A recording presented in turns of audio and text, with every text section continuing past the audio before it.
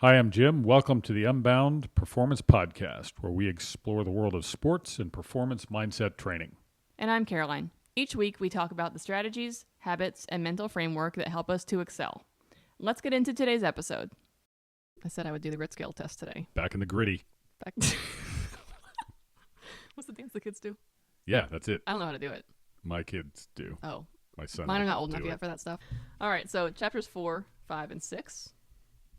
4 is about how passion starts. Chapter 5 is about practice and the intent, which we talked a little bit about intentional practice last week. And then chapter 6, hope. So 4 is where the grit scale test begins. Yes, indeed. So shall I take the grit scale first? Let's do it. All right. I suppose we should explain to the listeners how the scale works. Participants rate themselves on a 5-point scale for each statement. 5 is very much like me. 4, mostly like me. 3, somewhat like me. 2, not much like me. Or 1, not like me at all. So it's going to ask various questions, 2 different sections. It's 8 questions total. The first 4 are perseverance of effort questions. And the next 4 are consistency of interest statements. So, all right. First question. I finish whatever I begin. I'm going to give myself a 4, mostly like me. Number 2, setbacks don't discourage me. I want to say 5, but I think 4 is more realistic. Number 3, I am a hard worker. 5. Someone's got a high opinion of themselves. It's an option for a reason. That's right. I love that. Way to not back down. I have overcome setbacks to conquer an important challenge. I have done it. Yeah. That's a 5. I feel wrong giving 5s. You shouldn't feel wrong giving 5s. No, All bring right, it. Next statements, Bring please. Consistency of interest statements. Number 1, new ideas and projects sometimes distract me from previous ones. I'm going to say this is mostly like me.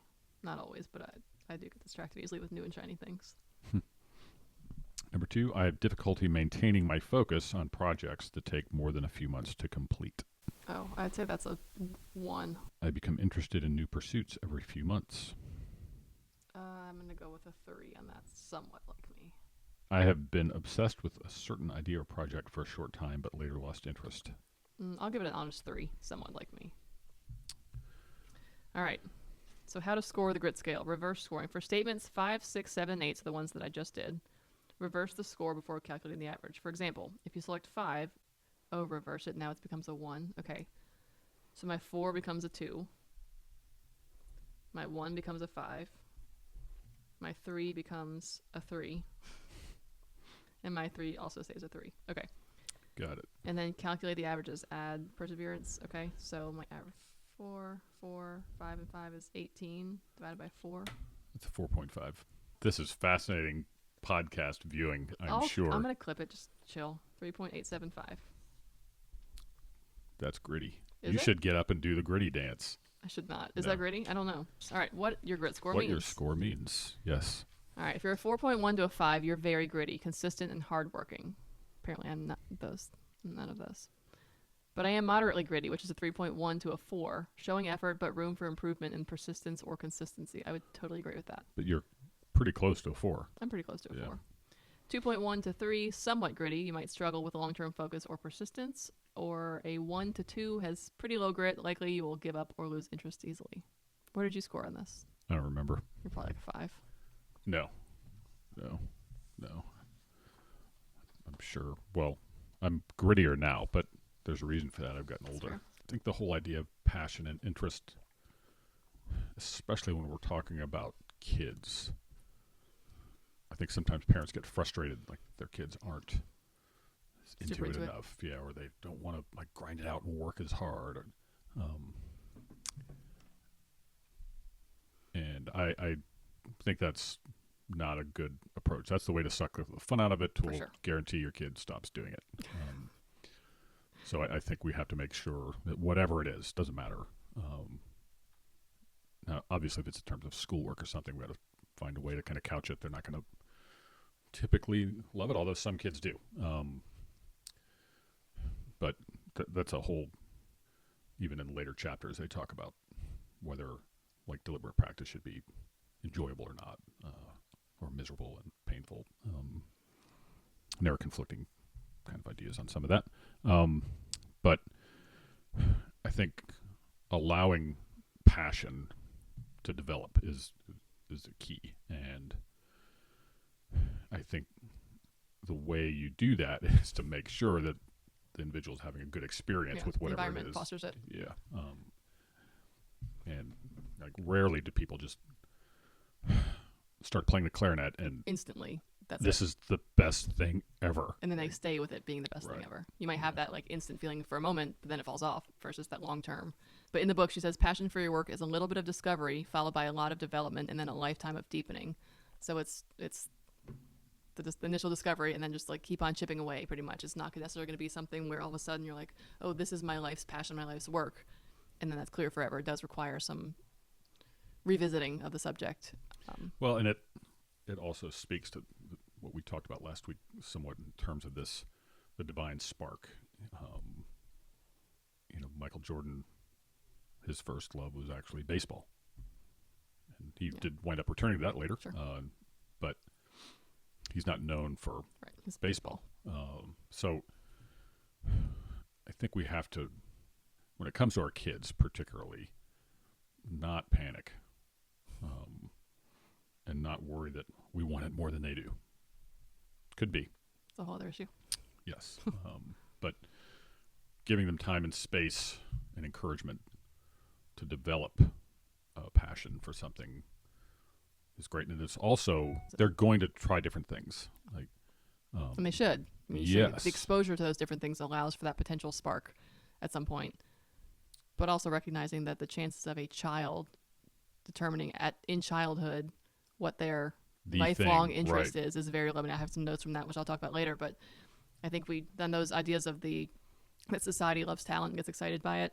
I think that's what makes people then feel that their kid, like if there's one kid who's like a, elite or prodigy, sport player or musician or something, that you see that and therefore, well, my kid must need to find something at that same degree, which the reality is they're the enigma, not your kid who's not following that same path necessarily. So just realizing that. Plus there is no guarantee what this kid is passionate about at age 10. Sure. It could be something else. Yes, talent does not equal passion, I guess is the better way to put that. It's just and they may be loving this right now. Maybe a kid who's 10 who loves basketball right up until he's done growing and he's 5'2". Everybody else is past him, and all of a sudden he's struggling and not doing as well as he had, and he doesn't love it anymore. All that's fine. Like, that doesn't mean he lacks grit. It just means maybe they explore something else. Right. But I don't know. I think whatever, some of the cliche of like parents living through their children vicariously somehow. It's a cliche for a reason, though. Some people do it, and rather than just allowing them to experience different things, find what they like doing, and maybe one of those things at some point they develop a passion for, and that's what they want to do. Yeah. And it may, like, I remember reading Josh Waitkin's book, The Art of Learning, and he, as a young child, he was chess prodigy, national champion multiple times. By the time he's late teens, he's on to something else. And that happened to be push hands Tai Chi, winds up winning a national championship in that, and a world championship in that. And then I think now he's on to Brazilian Jiu-Jitsu. So it's fine to, you don't have to just do the same thing one narrow forever. path forever. Yeah. And I think that's where, being in the youth sports world forever, kids get burned out. They want to try something else. That's perfectly fine. Sometimes maybe we could learn from that and alter the process, and maybe we have less burnout as a result. But well, in those chapters too, she talks about generally that you hear that you should try to pursue what your passions are. Try to find what those things are and pursue them. But the reality is, not all passions can be careers that can sustain a lifestyle per se. But that even the people who do say that their work is their passion, even for those people who do say my career, my job is what I'm passionate about, doesn't mean, I think we've said in a few episodes before, like, it's called work for a reason. There are days that you're not going to feel so excited to do it because it is work. However, if it is in an area where you have passion, then you have better ways of sort of pushing through the hard things and getting through the tough stuff. But I think the idea of being able to expose kids, the example in this, maybe it's like in chapter 7, about the chef who started out working, like, cleaning dishes in kitchens and watched the guys cooking on the line, and in the end ended up, I don't know if he wrote a cookbook or wrote a book or something, and maybe even be a different example, but thanked his parents for always letting me find my way and supporting that. Like, and I think that's a big message too, that the parents support. He had some learning disabilities, and some, I think he had a stutter. Maybe he had some things that were sort of potential, maybe more social or educational setbacks. Was that him? I think it was. I think that's him. I think it was the chef. But in parents recognizing and being dynamic with your kid and trying to help foster what is attractive to them or what's exciting for them, and letting them try things and being encouraging in those environments, to where rather than saying, oh, well, being a chef is never going to be able to provide you the lifestyle that you want or whatever that is, being supportive that this is what he's passionate about and now he's doing something that he loves. And I thought it was the sort of, to wrap up with him thanking his parents for always allowing him to do that was big. Yeah, and I think some of this stuff, only in cultures like ours do we have the option to view work as something we need to serve our passionate interest. I mean, for most of human history, you are lucky to have a job of any kind that would allow you to feed your family and live. So then you're talking about repurposing all of that so that you can find a way to be passionate about it, and to be gritty about it. And I mean, I remember, just like, use Mickey Mantle as an example. His dad worked in coal mines. They all worked in coal mines. They all died young. Yeah. And when he had signed to play professionally, he was very young. Struggled first year, and talked to his dad about coming home. And his dad was like, "Sure, you'll be working in the mine with me."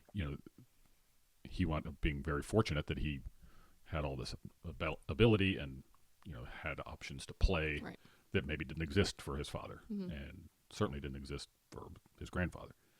So some of this is, I mean, there's luck involved, and I don't think that gets recognized sometimes through this. Then you just have to take advantage of what you got and run with it. Yes, and maybe you wind up being a supervisor or foreman or whatever, and you're not stuck in the mine forever. Whatever it is, like, if you can, we will get to that at some point when we talk about purpose. Find a way to lend purpose to what you're doing. That definitely helps. The passion thing is only half the equation. Yeah. But I mean, I think for any kind of, whatever you would call it, extracurricular kind of activity, it definitely should be encouraged to develop and given room to develop. And I think on the idea of sort of discovering your passion and the purpose behind it, the example also of long ago when the king would issue various jobs to people, and whoever was furthest socially or whatever the connection to the king was, had to like clean the streets. And the guy who ended up cleaning the streets did such a good job, he ended up being like awarded by the king for his work. And when you repurpose, readjust how you view something, right? Like, I don't necessarily want to go be a trash woman, but if that was what it came to say, okay, well, this is required for society to function properly and for people, and then you can make that be more purposeful than just like, oh, well, I've just got to pick up people's trash. So I think repurposing it is important, and understanding that each time that I think too, every time you're exposed to something that might not be your passion, even just the attempt at repurposing builds character in my mind. Like, every time you've had something that wasn't ideal and you tried to say, okay, well, this isn't perfect, but here's the positive, I think that builds some character, just the skill to be able to do that further down the road when it becomes really important. And then I think too, like, if it's a sport or a musical instrument or whatever, I think the reason they stop doing it and move on to something else also matters. Like, this is hard. Yeah. I want to quit. Well, anything that if you try a different sport, that might be just as hard. They're all going to be hard. Right. Everything you do, if you want to do it well, guess what? It's hard. going to be hard. And so I think there's an area between there that needs to be evaluated when you're taking a hard look at all this. Yeah, I'm looking while you're saying that this quote, grit is about working on something you care about so much that you're willing to stay loyal to it, even when it's hard, even when it sucks, even when it's challenging, because it's important to you. And so it also requires you to not lose sight of the fact that it is important to you, period.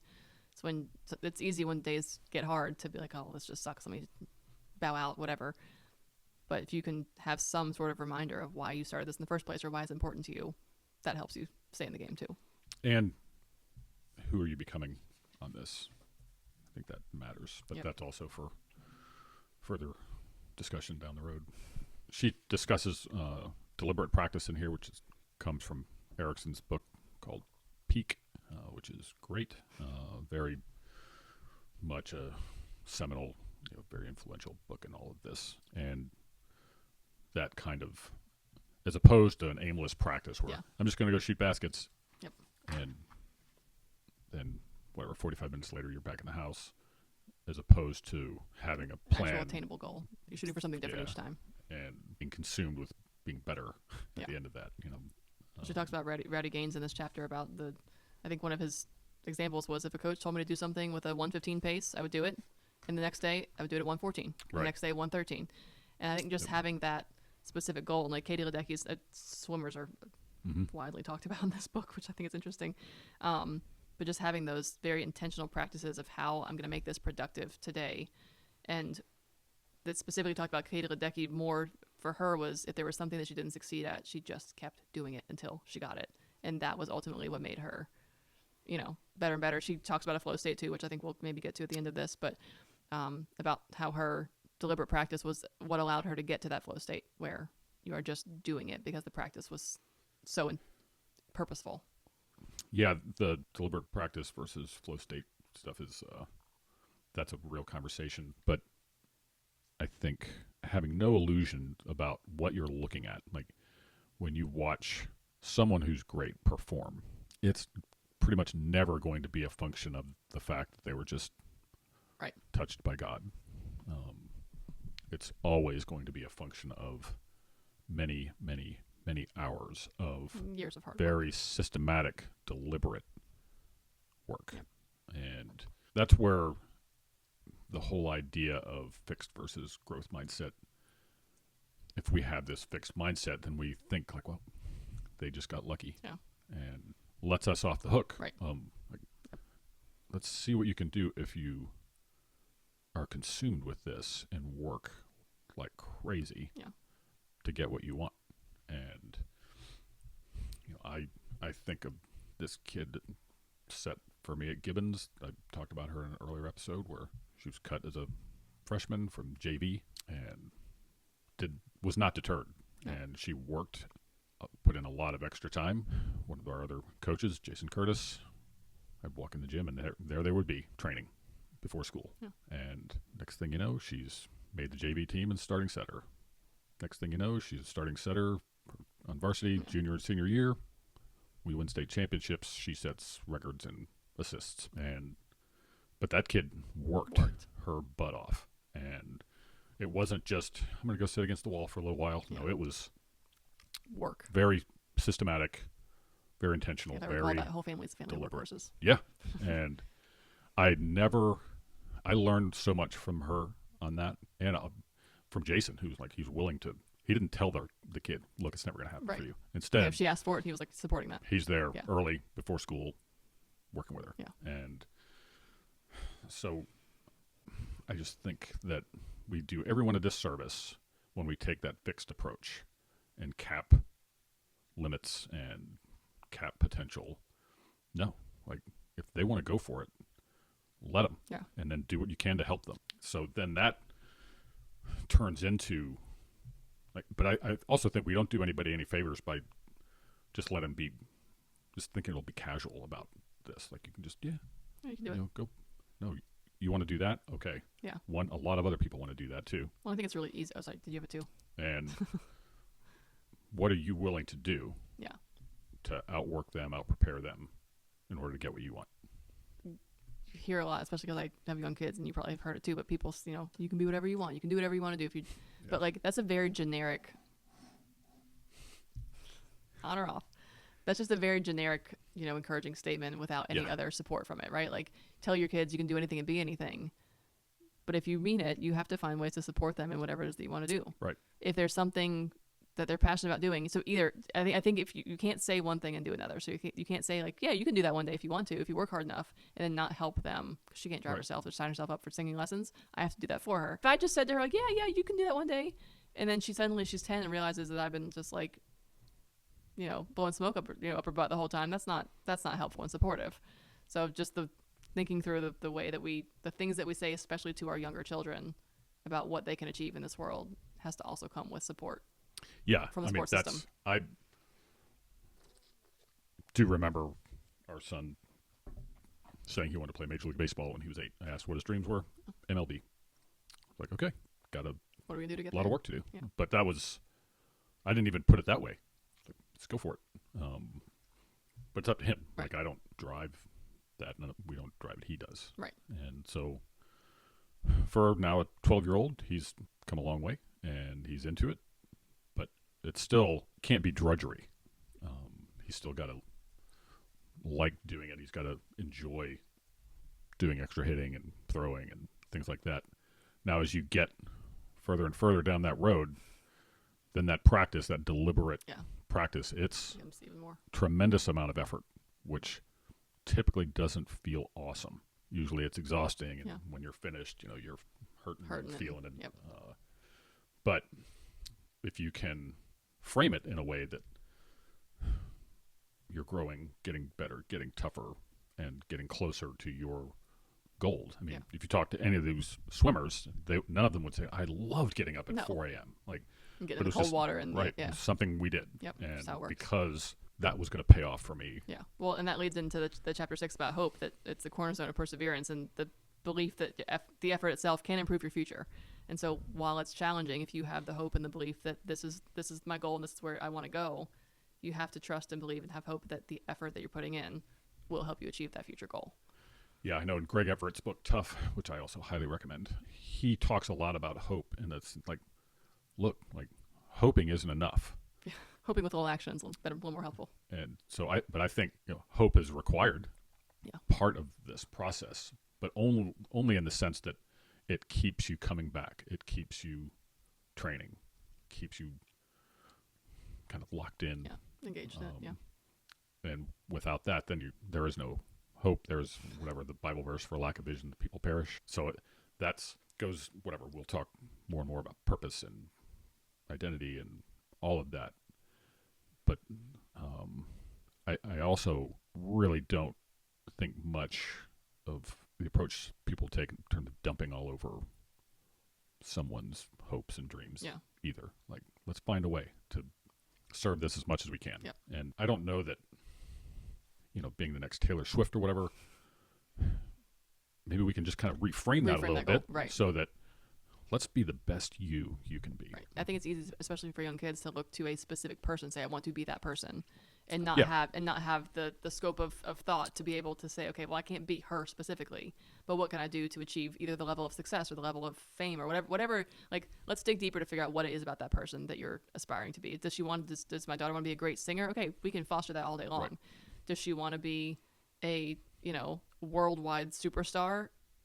Okay, we can try to foster that too. But the reality of like what it is that she's trying to achieve in saying I want to be like Taylor Swift one day, and figure out, okay, how can we foster maybe the more realistic version of that dream, or the more specific version, I think is the better way to look at it. Like individualized. Yes, and what is it about her that you want to be, and how can we foster that in a way that's not just this very general sense of I want to have the exact story that she had, because none of us are going to have the exact stories as anybody else. Yeah, I mean, I think that's a healthier way to look at it. I mean, because, New York and Los Angeles, a lot of people have gone to those places. Hopes and dreams. They're going to be superstars in their waiting tables. Yep. You've had some horrible, horrible stories in both places regarding, people who prey on those hopes and dreams. Yep. But that's the job of the adults in the room, to have like a cold, hard view of what's real and true. Right. But at the same time, all right, let's keep trying to be the best you can be. Yeah. And let's go for it. And I posted on our page this morning that Mel Robbins quote from her podcast. You say it about, for every overnight sensation, what you didn't see was all of the really, really hard and challenging work they put in for years and years to get there. And I think that's the thing, is we see, okay, we'll just stick on Taylor Swift because she's all over the place right now. But like, you see this, and it's just this like unlimited, what seems unlimited success that just keeps on coming. But for anyone to say that she didn't work for that from a very young age, to now get to this, like, yes, it probably at this point is now easy to keep it rolling. But from, 10 to 15, what did that period look like? Or from 5 to 10, what did that period look like? And so I think it's very easy for us to see successful people and aspire to want to be like them as they are right now. But if you don't pay attention and study what they did to get there, then you won't also be able to get to that same place. Definitely. And this will date me, but we're recording this on the anniversary of Elvis Presley's birthday. Yeah. Who, if I can think of anyone in popular culture who did look like pretty much an overnight success. I mean, he went from driving a truck to a millionaire in a year. Yeah. And he did have some serious gifts, but he also put in some serious work. Yeah. And it's easy to look at that story and think it just kind of, he just see the part that was exploded. fast-tracked. Yep. And he did kind of, I mean, in one sense, like next thing you know, people hearing him on the radio and what is that? You know, but to think he just kind of lucked into it. Yeah, fell into it. That would be a mistake. Yeah. I mean, any athlete you watch, you think of like Steph Curry, able to hit insane shots. He doesn't have that muscle memory for no good reason. Well, he is. I mean, that is just. And there are no people who just show up and they're great. Right. And Steph Curry, I'm sure we've talked about him before. The school that his dad played at wouldn't take him. Yeah. And so he winds up playing at Davidson. Yeah. And he's MVP and multiple NBA champion. Well, I think when you he's made the most threes in the history of the NBA. I think so. I mean, if not, he's awfully close. If that's not the case, but I'm sure he's already beat that. But I think it's especially when you watch the clips of him on social media, especially like in warm-ups, and he's doing these crazy he can hit a shot from anywhere, backwards, forwards, actually shooting properly versus just flipping it. And that's not just like, oh, this guy's just got this great skill to figure out how far he is from the that is repeated thousands, probably millions of shots taken, and not just shots taken, but deliberate practice that actually creates the muscle memory in his arm and in his body to know what I need to trigger to make everything fire just the right way to make that happen. And we see that, and it's so. That's what to me is fun about sports. Is you watch it, you're like, God, they make it look so easy. But the reality is, it's only easy because of all the things that they put into all it. The training. That's before. Malcolm Gladwell's 10,000-hour rule, and that was. I don't want to debunked isn't the right word, but he studied all these different high achievers or whatever. The 10,000 hours was to get him to a certain point. Right. Nobody was stopping at 10,000 hours. And now he's got a new book out, Revenge of the Tipping Point, that I've got to get and read. But that's riffing off his book where he talked about that, the tipping point. And the notion that, 10,000 hours is a lot of hours. And it's not the end. Hit that magic 10,000 hour mark and you've arrived. Nope. Yep. That's not how this goes. Yep. And you can look at that one of two ways. Oh my gosh, this is going to be so hard. It's going to take so much time. Or you can look at it all right, if I'm willing to do this, then let's see what happens. And then we can be optimistic and hopeful. But that hope is grounded in work and support and meaning, purpose, all of that. And if all of that kind of coalesces, then all right, no telling what can happen. Yep. You're saying there's a chance? Yes, we are. Yes, we are. We hope you enjoyed this episode of the Unbound Performance Podcast. Your support helps us continue to build our community. If you're enjoying this content, please like, subscribe, and share.